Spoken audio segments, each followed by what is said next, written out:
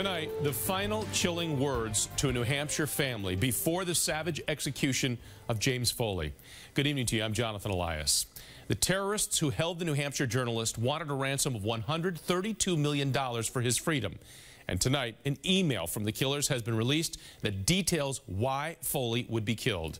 Our Beth Germano has this story. She joins us now live from our satellite center. Beth?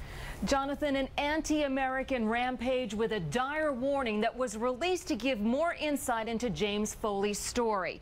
It's a taunting email that followed what was considered an outrageous ransom demand from James Foley's captors, and his family thought they had more time. They dared to enter the lion's den and were eaten. The blatant message from the Islamic militants holding James Foley and other journalists. The final email sent last Tuesday to his parents, John and Diane, 1 week before the video was released of his execution.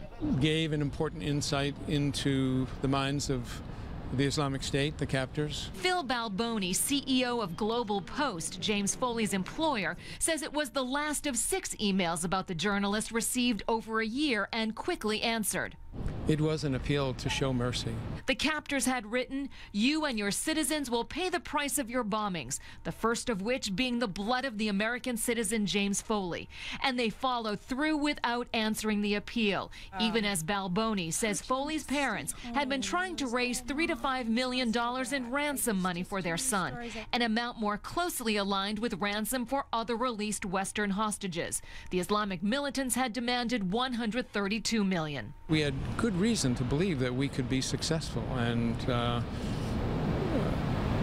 things changed when the bombing started. We ran out of time.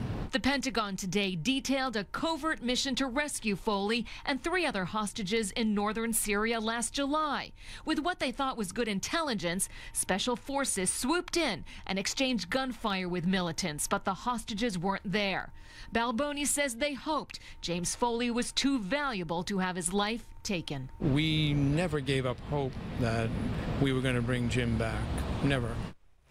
Phil Balboni won't reveal just how close James Foley's parents were to raising the necessary ransom money. Today, they received a call from the Pope offering his sympathy and condolences. Reporting live from the Satellite Center, I'm Beth Germano, WBZ News. Jonathan? All right, Beth, thanks.